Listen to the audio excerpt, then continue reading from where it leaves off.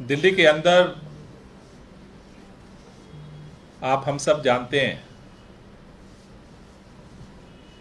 कि हर व्यक्ति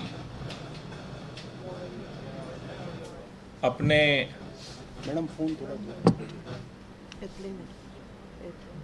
घर की सफाई करने के बाद ये सोचता है कि घर से बाहर निकलेंगे तो हमें अपनी गलियां साफ मिलेंगी, अपनी सड़कें साफ मिलेंगी। दिल्ली देश की राजधानी है, तो अगर हम अपने दोस्त रिश्तेदार को बुलाते हैं अपने मोहल्ले में तो उसे इलाका देख करके शाबाशी मिलेगी कि तुम कितने साफ सुथरे इलाके में रहते हो। लेकिन देश की राजधानी में रहते हुए ये कभी फील नहीं होता। 15 साल से दिल्ली के अंदर भारतीय जनता पार्टी को दिल्ली के लोगों ने बार बार एमसीडी में सरकार बनाने का, चलाने का और काम के मामले में कीर्तिमान स्थापित करने का मौका दिया। लेकिन 15 साल के अंदर भारतीय जनता पार्टी, भाजपा ने पूरे दिल्ली को एक कीर्तिमान स्थापित करके दिया, पूरे दिल्ली को कूड़ा कूड़ा किया है। आज पहले नगर निगम के अंदर पार्षद हुआ करते थे, जब से एकीकरण के नाम पर चुनाव टाला गया और भाजपा के शीर्ष नेतृत्व ने एमसीडी के अंदर करिश्मा करने की कमान अपने हाथ में ली, आज पूरे दिल्ली की हालत बद से बदतर हो चुकी है। आज सभी लोग विधायकों के दफ्तर में आ रहे हैं, हमारे यहां कूड़ा नहीं उठ रहा है, हमारे यहां सफाई नहीं हो रही है। करिश्मा तो यह है कि बहुत सारे जगहों पर कुछ जगह निश्चित थी कूड़ा डालने की, उसको भी खत्म कर दिया बिना किसी योजना के। कूड़ा लावारिस पड़ा हुआ है। भाजपा ने आज दिल्ली को कूड़ा कूड़ा कर दिया। इसलिए भारतीय जनता पार्टी की जो पहली जिम्मेदारी थी 15 साल में, उस जिम्मेदारी में पूरी तरह से फेल हुई है और दिल्ली को सबसे 15 साल में जो उपलब्धि है, 3 टर्म में जो भाजपा की उपलब्धि है, दिल्ली को 3 कूड़े के पहाड़ इन्होंने दिए। इससे शर्म की कोई बात नहीं हो सकती। आज पूरे दिल्ली को शर्मसार होना पड़ता है। चाहे पूरब से एंट्री करो, पहाड़ स्वागत करता है कूड़े का, बदबू स्वागत करती है। उत्तर की तरफ से इंटर करो, नरेला की तरफ से भलसुआ का जो है पहाड़ स्वागत करता है। साउथ की तरफ से ओखला का पहाड़ स्वागत करता है। आज ये 3 स्वागत द्वार हैं दिल्ली के। ये भाजपा का चमत्कार है 15 साल का। लेकिन आज सबसे दुर्दशा की स्थिति में दिल्ली के लोग जी रहे हैं। कोई माई बाप नहीं बचा है। पहले पार्षद के घर चले जाते थे, वो कह देता है अब तो मैं पार्षद नहीं हूं, किसके पास जाएं? गृह मंत्रालय ने एकीकरण तो कर दिया, लेकिन दफ्तर नहीं खोला कहीं, किसके पास शिकायत करने जाएं लोग? आज हर विधायक एक ही बात बोल रहा है कि हम और सारे काम तो कर रहे हैं, लेकिन सफाई का क्या करें। इसलिए पार्टी ने फैसला किया है कि कल 14 सितंबर से 14 अक्टूबर तक पूरे दिल्ली के अंदर भाजपा के इस कूड़ा कूड़ा चमत्कार के खिलाफ दिल्ली में प्रदेश व्यापी कूड़ा विरोधी अभियान पार्टी शुरू करेगी। हम इस हालत में दिल्ली को नहीं रहने देंगे। भाजपा को या तो कूड़ा हटाना पड़ेगा और या फिर दिल्ली के एमसीडी से खुद उनको हटना पड़ेगा। उसके बीच का कोई रास्ता नहीं है, क्योंकि लोग इंतजार कर रहे थे कि परिसीमन होगा। परिसीमन का उन्होंने रिजल्ट अभी नोटिफिकेशन जारी किया है।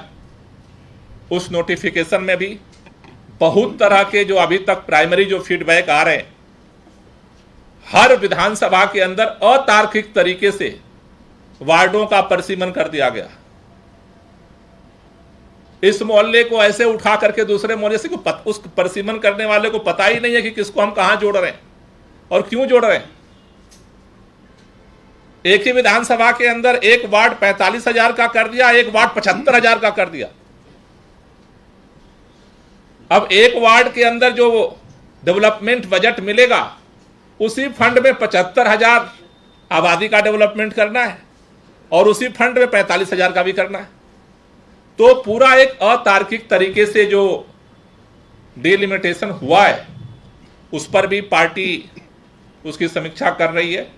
उस पर 3 तारीख तक चुनाव आयोग ने ऑब्जेक्शन और सुझाव के लिए समय दिया है। हम उस पर जो भी सही सुझाव और अनुभव हैं ग्राउंड के हम लोगों के, वो चुनाव आयोग के सामने रखेंगे और हमें उम्मीद है कि जो ये अतार्किकता है उसे भी ठीक किया जाएगा। जैसा मैंने कहा कि कल से ये जो अभियान, कूड़ा विरोधी अभियान शुरू हो रहा है, उसमें अलग अलग पड़ाव होंगे, जिसका पहला चरण हम कल से शुरू कर रहे हैं। और पहले चरण में दिल्ली के अंदर जो ये तीनों कूड़ा के पहाड़ हैं, आप सब जानते हैं, मैं भी बहुत बार विजिट कर चुका। हर साल आग लग जाती है। जाड़े के समय में, विंटर में वो खतरा फिर मंडरा रहा है। अभी एकीकरण के बाद एलजी साहब ने भी दौरा किया। भाजपा के नेता तो दौरा करते ही रहे हैं बार बार, लेकिन जो आज की तारीख में भी इन तीनों कूड़े के पहाड़ों की जो स्थिति है, 15 साल में जो इस कूड़ा का चमत्कार पैदा किया भाजपा ने, मैं केवल 2-3 आंकड़े आपके सामने रखना चाहता हूं। पहला है भलसवा का कूड़े का पहाड़, जिसमें 90 लाख टन अनुमानित कूड़ा आज है। उस 90 लाख टन के कूड़ा जो वर्तमान में है, उसमें 4,000 टन कूड़ा डेली आता है। और उस 4,000 टन कूड़े में से अभी तक जो 15 साल में इंतजाम कर पाए उसके हटाने का, उसके हिसाब से 2,500 प्रोसेस कर पाते हैं। यानी 1,500 टन कूड़ा डेली एक्सेस हो रहा है। जो 90 लाख टन कूड़ा है वो तो है, 1.5 लाख टन सारा जो प्रोसेस का उनका जो तामझाम है, उसके बाद डेली पर डे 1,500 टन कूड़ा डेली वहां पर ऐड हो रहा है। गाजीपुर जो लैंडफिल साइड है, उसकी भी कहानी इसी तरह की है। 1.5 लाख टन सबसे बड़ा कूड़े का पहाड़ दिल्ली का गाजीपुर का है। 1.5 लाख टन का कूड़ा वहां पर ऑलरेडी है। उसमें 5,000 टन कूड़ा डेली ये डालते हैं और उस 5,000 टन कूड़े में से 2,500 टन का प्रोसेसिंग होती है और 2,500 टन डेली कूड़ा वहां एक्सेस हो रहा है, एडिशनल जुड़ रहा है।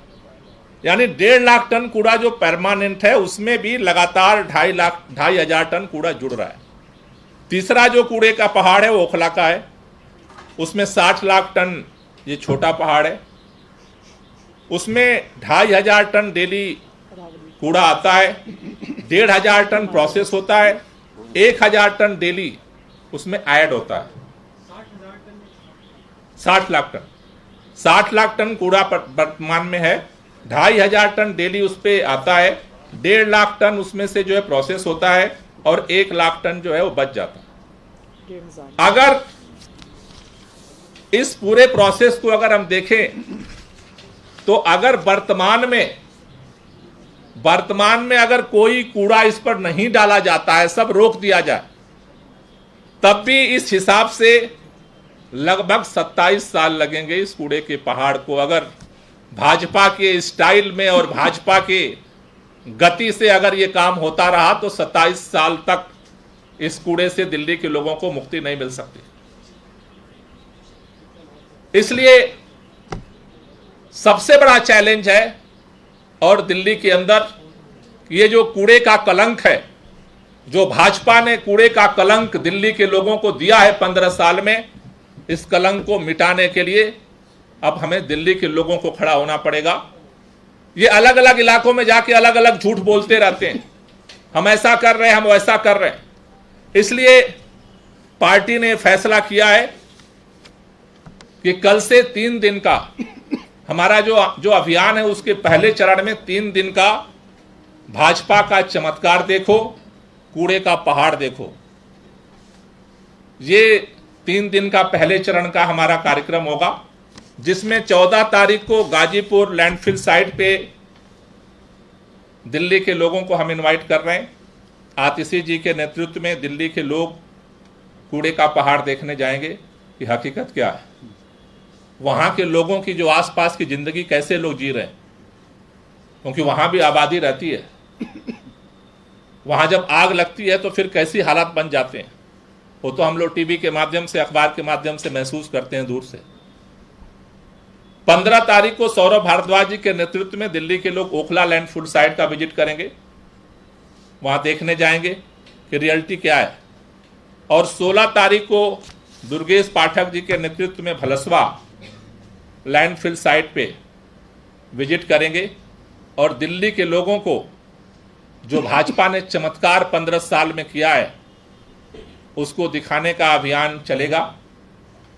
इसके बाद अलग अलग चरण में अलग अलग अभियान दिल्ली के अंदर, जो ये कूड़ा विरोधी अभियान है, उसमें हम आपके सामने रखते जाएंगे, और उस अभियान को फिर चरणबद्ध तरीके से हम दिल्ली के अंदर जो है वो लागू करेंगे। हम दिल्ली के लोगों से एक ही बात कहना चाहते हैं, हमने 15 साल इंतजार किया है, अब और नहीं। या तो कूड़ा हटेगा दिल्ली से या भाजपा हटेगी दिल्ली से। मैं सौरभ जी से चाहूंगा कि वो इसमें कुछ ऐड करें। धन्यवाद साथियों, धन्यवाद गोपाल जी। जैसा कि प्रदेश अध्यक्ष गोपाल जी ने आप सबको बताया कि दिल्ली में कूड़े के हालात हमेशा से खराब थे, मगर पिछले 6 महीने में ये हालात और बदतर होते जा रहे हैं। मुख्य कारण ये है, पहले काउंसलर होते थे तो फिर भी किसी की कोई जवाबदेही होती थी, किसी की कोई बात सुनी जाती थी। अब पब्लिक के पास कोई ऐसा जरिया नहीं है कि वो अपनी समस्या लेके कहां जाए। पार्षद हाथ उठा के कह देते हैं कि अब हम पार्षद नहीं है। सारी पब्लिक विधायकों के यहाँ आ रही है, और विधायकों के प्रति एमसीडी की कोई जिम्मेदारी नहीं है, इसलिए कोई काम नहीं हो रहा। दूसरा, दक्षिण दिल्ली के अंदर जो पत्रकार रहते होंगे या उन्होंने देखा होगा, सैकड़ों ऐसे कूड़े के ढलाव जहां पे पिछले कई सालों से कूड़ा डाला जाता था और वहां से नियमित रूप से कूड़ा उठता था, उनको बिना किसी प्लानिंग के, बिना किसी ऑल्टरनेटिव प्लान के उनको बंद कर दिया गया है। आपको जानकारी होगी, जैसे मैं चिराग दिल्ली का आपको उदाहरण दूं तो वहां पे 3 कूड़े के ढलाव हुआ करते थे, 2 अपने आप उन्होंने बंद कर दिए। और पब्लिक जो है कूड़ा तो डालती है, पब्लिक को तो रोज कूड़ा डालने की आदत है एक जगह पे। जहां पे कूड़ा डालता था वहां पे प्राइवेट दुकानें एमसीडी ने खोल दी है। वहां पे दुकान खुल गई तो दुकानदार वहां पे कूड़ा नहीं डालने देता, तो पब्लिक गलियों में, सड़कों पे, नालों पर जहां मौका मिलता है पब्लिक वहां पे जो है कूड़ा डाल रही है। और पूरी दिल्ली में यह हाल है। आप जाके एक बार खुद भी रियलिटी चेक कीजिएगा। और मैंने कई बार एमसीडी के सैनिटरी इंस्पेक्टर, सैनिटरी सुपरवाइजर को बुला के पूछा कि भाई आपने ये ढलाव बंद तो कर दिए, मगर लोग जो कूड़ा यहां डालते थे वो कूड़ा कहां डालें? जो सफाई कर्मचारी लाके कूड़ा यहां डालता था वो कहां डाले? तो उन्होंने मुझे बताया कि सर एक प्लान है, वो 2-3 महीने के अंदर हम कुछ सेटअप कर रहे हैं। ये मैं आपको आधिकारिक तौर पे बता रहा हूं। 2-3 महीने में वो कोई इसका ऑल्टरनेटिव प्लान लाएंगे, और 2-3 महीने तक कूड़ा लोग कहां डालेंगे, इसका कोई प्लान नहीं है। ये हालत है राजधानी के अंदर कूड़े को निपटारे को लेके। मैं आतिशी जी से कहूंगा कि वो अपनी बात रखें। धन्यवाद गोपाल जी। सौरभ जी, पिछले 15 साल से भारतीय जनता पार्टी का एमसीडी में शासन है, और पिछले 15 साल से दिल्ली में सफाई की हालत बद से बदतर हुई।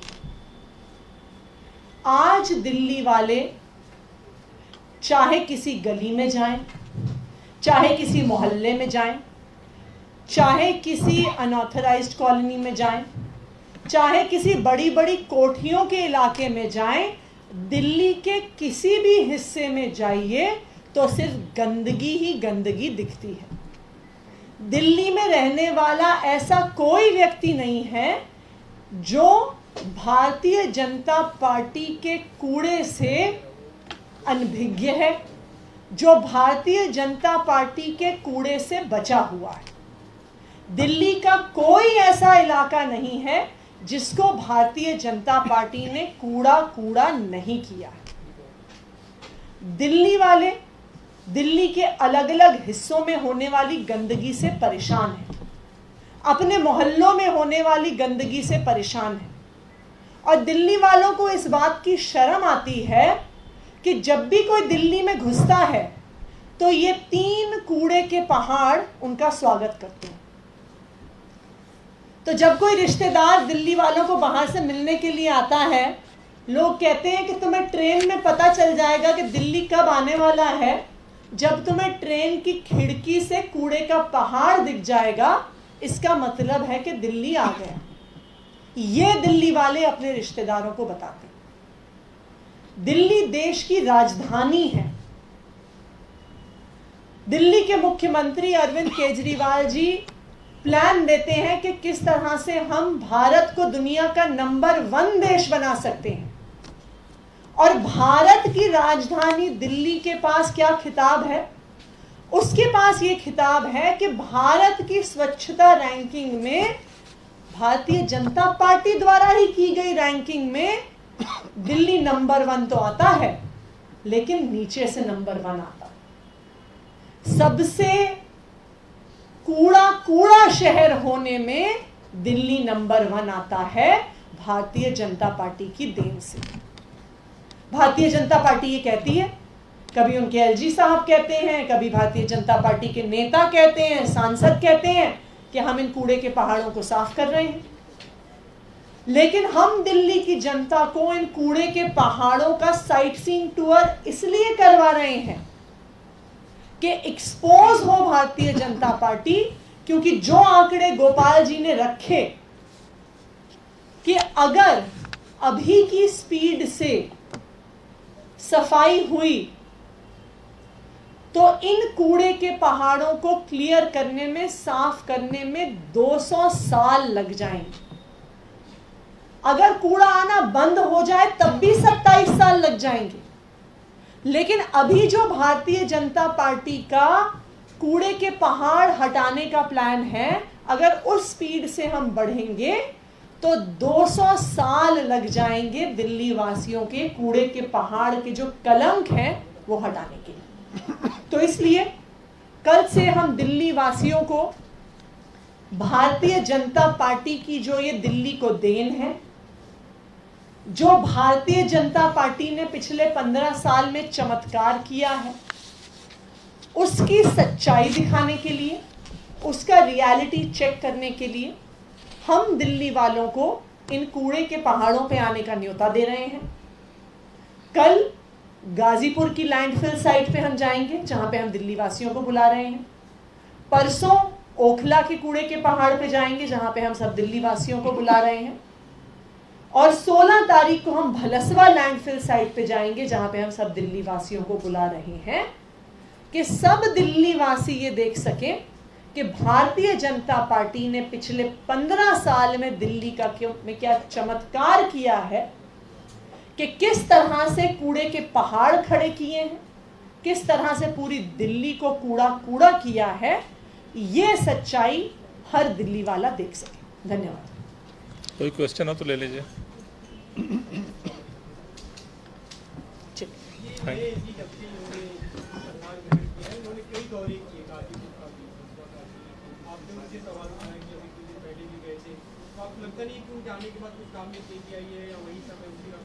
और उनके आने के बाद के ही हमने आंकड़े आपको रखे हैं। अभी आज प्रेजेंट में कितना कूड़ा का वहाँ कितना टन कूड़ा है, डेली कितना कूड़ा वहाँ आ रहा है, कितना प्रोसेसिंग हो रहा है और कितना डेली वहाँ स्टोर हो रहा है। तो मेरे ख्याल से केवल वहाँ दौरे करने से, दौरा मैं भी करता हूँ, केवल दौरे करने से नहीं होगा, उसके लिए एक एग्जैक्ट प्लान बनाना पड़ेगा। और भारतीय जनता पार्टी ने इतनी मेहनत से ये चमत्कार पैदा किया है, तो वो अपनी पहचान क्यों ख़त्म करना चाहेगी? तो उसके तो बस का नहीं लग रहा है कि वो इसको ख़त्म करना चाहेगी। एक ही पहचान है, 15 साल की एक ही उपलब्धि है, 3 कूड़े के पहाड़, तो उसको ख़त्म करने का इरादा तो नहीं दिखता है। 150 ton, 150 lakh ton, 150 ton, 150 lakh ton. हाँ वो मिस्टेक हो गई, 150 लाख टन, वो 150 लाख टन है। ये आंकड़े हम आपसे शेयर कर देंगे। शेयर कर लेंगे आप। ये दूसरा मुद्दा है, कल आपके 2 विधायकों के खिलाफ कोर्ट ने वर्डिक्ट दिया है और उस मामले में सजा किस तारीख को सुनाई जाएगी? देखिए, ये काफी दुर्भाग्यपूर्ण है और मैं चाहता हूं कि दिल्ली की जनता को ये बात मालूम हो कि एक छोटे बच्चे के अपहरण के सिलसिले में उस इलाके में एक छोटे बच्चे का अपहरण हुआ। अपहरणकर्ता को लोगों ने रंगे हाथों बच्चे के साथ पकड़ा और उस बच्चे को वो पुलिस स्टेशन में जाके ले गए और पुलिस स्टेशन में कहा गया कि आप इसके ऊपर मुकदमा दर्ज करें, इसने इस बच्चे का अपहरण किया है। दिल्ली पुलिस ने उस अपहरणकर्ता के ऊपर कोई मुकदमा दर्ज नहीं किया। इस सिलसिले में स्थानीय लोगों ने पुलिस के ऊपर दबाव बनाया और ये बात ऑन रिकॉर्ड है। मैं तो चाहूंगा कि आप पत्रकार हैं, आप उस बच्चे की मां के पास जाइए, उस बच्चे के बाप के पास जाइए, उस मोहल्ले के अंदर जाइए जहां पे वो बच्चा अगवा हुआ और उन माँ बाप ने, उन मोहल्ले वालों ने, उन स्थानीय लोगों ने पुलिस पे दबाव बनाया कि आप मुकदमा तो दर्ज कीजिए। आज तक का मैं आपको रिकॉर्ड बता रहा हूं, आज तक भी दिल्ली पुलिस ने मुकदमा दर्ज नहीं किया किडनैपिंग का। हां, पुलिस ने चिढ़कर, क्योंकि पुलिस के ऊपर अपहरण करने का, मुकदमा बनाने का दबाव था, पुलिस ने चिढ़कर स्थानीय लोगों पे और स्थानीय विधायकों के ऊपर जो है मुकदमा बना दिया। और ऐसा मुकदमा जिसके अंदर मुकदमा करने वाली भी पुलिस है, गवाह भी पुलिस है, ऐसा मुकदमा हुआ है। और ये बहुत दुर्भाग्यपूर्ण है कि इस तरीके का हुआ है। मेरा मीडिया के भाइयों से ये निवेदन रहेगा, आप जाइए, ग्राउंड रिपोर्ट निकालिए। जिन विधायकों को दंगाई कहा जा रहा है, जिन विधायकों को गुंडा कहा जा रहा है, उनके बारे में वहां पता कीजिए कि उन्होंने वहां पे क्या गुंडाई की, क्या दंगाई की। ये बहुत दुर्भाग्यपूर्ण है। मगर हम आप लोगों से उम्मीद करते हैं कि आप ग्राउंड पे जाके इसकी रिपोर्ट जो है दुनिया को दिखाएंगे, क्योंकि उस इलाके के लोग तो जानते हैं कि वहां क्या हुआ था, मगर ये दिल्ली के लोग और भारत के लोग भी जाने कि वहां पे क्या हुआ था। और एक और बात बता दूं आपको, मेरे पास ये भी जानकारी है कि वो जो किडनैपर था वो पुलिस के ही किसी अधिकारी का रिश्तेदार था। ये भी जानकारी है, नाम वगैरह मेरे पास नहीं है क्योंकि थोड़ा पुराना मामला है। मेरे पास ये भी जानकारी है, इसीलिए पुलिस बिल्कुल इच्छुक नहीं थी कि इसके अंदर मुकदमा दर्ज किया जाए। लेकिन साहब, जो भाजपा है वो कह रही है कि दंगाई पार्टी का चेहरा सामने है। अब देखिए, मैं तो ये कह रहा हूं कि आप सब लोग पब्लिक के आंख और कान हैं, आप लोग ग्राउंड पे जाइए, इसके बारे में पता कीजिए। मैं तो चाहता हूं कि इस रिपोर्ट के ऊपर और इस पूरे के पूरे मामले के ऊपर पूरी दिल्ली में चर्चा हो और लोगों को पता चले कि दिल्ली पुलिस केंद्र सरकार के दबाव में किस तरीके से मुकदमे दर्ज करती है और किस तरीके से कोर्ट के आगे किसी मुकदमे को रखती है। मैं चाहता हूं कि इसके बारे में जो है पूरी दिल्ली के अंदर चर्चा हो।